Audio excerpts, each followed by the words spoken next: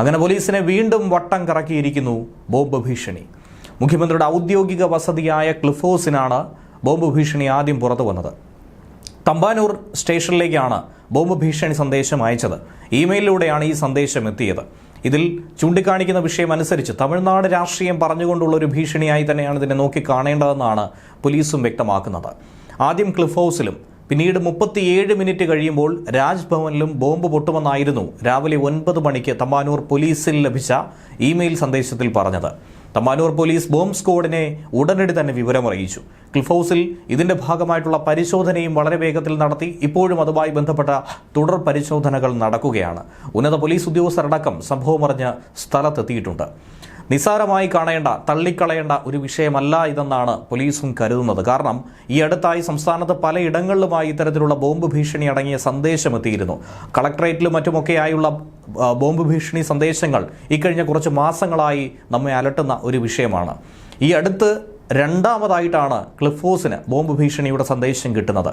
ആദ്യം മുഖ്യമന്ത്രി പിണറായി വിജയന്റെ ഓഫീസിലായിരുന്നു സന്ദേശം എത്തിയത്. അങ്ങനെ ബോംബ് സ്ക്വാഡും ഡോഗ് സ്ക്വാഡും പരിശോധന നടത്തിയെങ്കിലും അസ്വാഭാവികമായി ഒന്നും തന്നെ അന്ന് കണ്ടെത്തിയില്ല. അത് വ്യാജമാണെന്ന് പോലീസ് അന്ന് ഉറപ്പിച്ചു. കഴിഞ്ഞ ദിവസമായിരുന്നു ആഭ്യന്തരമന്ത്രി അമിത്ഷാ കേരളത്തിലെത്തുന്നതുമായി ബന്ധപ്പെട്ടൊരു ബോംബ് ഭീഷണി സന്ദേശം കിട്ടിയത്. അതും പരിശോധനയിലൂടെ വ്യാജമാണെന്ന് കണ്ടെത്തിയിരുന്നു. 2 മാസം മുൻപും സമാനമായ വ്യാജ ഭീഷണികൾ കേരളത്തിലെ പലയിടങ്ങളിലായി സ്ഥിരമായി എത്തുന്നുണ്ടായിരുന്നു. എന്നാൽ ഇതേ വ്യക്തി തന്നെയാണ് ഇപ്പോഴും ഈ ഭീഷണിക്ക് പിന്നിലെന്നാണ് കരുതുന്നത്. പക്ഷേ ഇതുവരെയും ഇതാരാണെന്നോ എന്തിനാണ് ഇങ്ങനെ നിരന്തരമായി സന്ദേശങ്ങൾ ഭീഷണി അയച്ചുകൊണ്ടിരിക്കുന്നതെന്നോ ഇതിന്റെ ഉറവിടം എവിടെയെന്നോ കണ്ടെത്താൻ പോലീസിന് കഴിഞ്ഞിട്ടില്ല. കഴിഞ്ഞ ദിവസം തലസ്ഥാനത്താണ് ഇങ്ങനെ ബോംബ് ഭീഷണി വന്നത്. തമ്പാനൂർ ബസ് ടെർമിനലിൽ ബോംബ് വെച്ച് പൊട്ടിക്കുമെന്നായിരുന്നു ഭീഷണി. കഴിഞ്ഞ 3 മാസത്തിനിടയിൽ 50ഓളം ബോംബ് ഭീഷണികളാണ് തലസ്ഥാനത്ത് മാത്രം റിപ്പോർട്ട് ചെയ്തിരിക്കുന്നത്. അതിൽ ഭൂരിഭാഗവും ഇമെയിൽ വഴിയാണ് സന്ദേശമായി എത്തിയിട്ടുള്ളത്. പ്രതികളെ കണ്ടെത്താനുള്ള ശ്രമം പോലീസ് നിരന്തരം നടത്തിയെങ്കിൽ പോലും അതൊക്കെ വിഫലമാണെന്ന് വേണം പറയേണ്ടത്. ജിമെയിലിന്റെയും മൈക്രോസോഫ്റ്റിന്റെയും അടക്കം സഹായം തേടിയാണ് അന്വേഷണം നടത്തിയത്. പക്ഷേ സന്ദേശം അയക്കുന്നവരെ കണ്ടെത്താൻ ഇതുവരെയും കഴിഞ്ഞിട്ടില്ല. തെറ്റായിട്ടുള്ള IP അഡ്രസ്സാണ് ഈ അന്വേഷണത്തിന് വെല്ലുവിളിയായി മാറുന്നത്. നിരന്തരമായി VPN ഉപയോഗിക്കുന്നത് കൊണ്ട് നിരന്തരം IP അഡ്രസ് ചേഞ്ച് ആയിക്കൊണ്ടിരിക്കുന്നു. സ്ഥലം മാറി മാറി കാണിക്കുന്നുണ്ട്. അതുകൊണ്ട് കൃത്യമായി പ്രതിയെ ട്രാക്ക് ചെയ്യാനായി സാധിക്കുന്നുണ്ടായിരുന്നില്ല.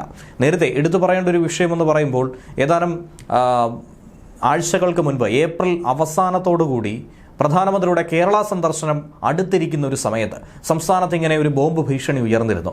കേരള പോലീസും അതുപോലെ ബോംബ് സ്ക്വാഡും ഏറെ വിഷമിച്ച ഒരു ഘട്ടം കൂടിയായിരുന്നു അത്.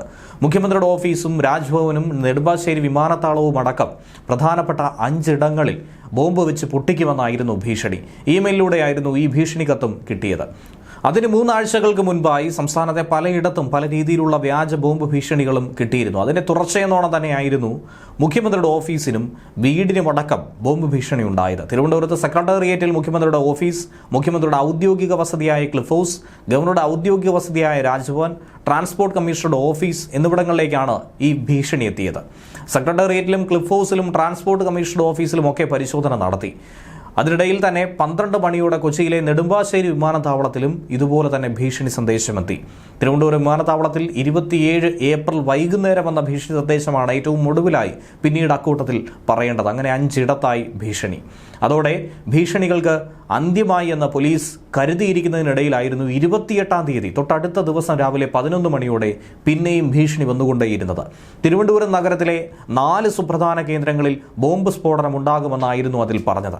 ഉച്ചയ്ക്ക് 12 മണിയോടെ നെടുമ്പാശ്ശേരി വിമാനത്താവളത്തിലും അതിന്റെ തൊട്ടുപിറകെയായി തന്നെ ഭീഷണി എത്തിയിരുന്നു. ഭീഷണി കിട്ടിയ എല്ലായിടത്തും പോലീസിന്റെയും ബോംബ് സ്ക്വാഡിന്റെയും നേതൃത്വത്തിൽ സംയുക്തമായുള്ള പരിശോധനയായിരുന്നു നടത്തിയത്. തിരുവനന്തപുരത്ത് ഉച്ചയ്ക്ക് 2 മണിക്കും നെടുമ്പാശ്ശേരിയിൽ 2:30 സ്ഫോടനം നടക്കുമെന്നായിരുന്നു സന്ദേശത്തിൽ പറഞ്ഞത്. ഒരേ സ്വഭാവമുള്ള ഒരേ രീതിയിലുള്ള സന്ദേശം തന്നെയാണ് തിരുവനന്തപുരത്തും നെടുമ്പാശ്ശേരിയിലും കിട്ടിയതെന്നാണ് അന്വേഷണത്തിലൂടെ കണ്ടെത്താൻ കഴിഞ്ഞത്. അതീവ സുരക്ഷാ മേഖല ആയതുകൊണ്ട് തന്നെ CSF, പോലീസ്, ബോംബ് സ്ക്വാഡ് എന്നിവരുടെ നേതൃത്വത്തിലായിരുന്നു പരിശോധനയൊക്കെ തന്നെ നടത്തിയത്.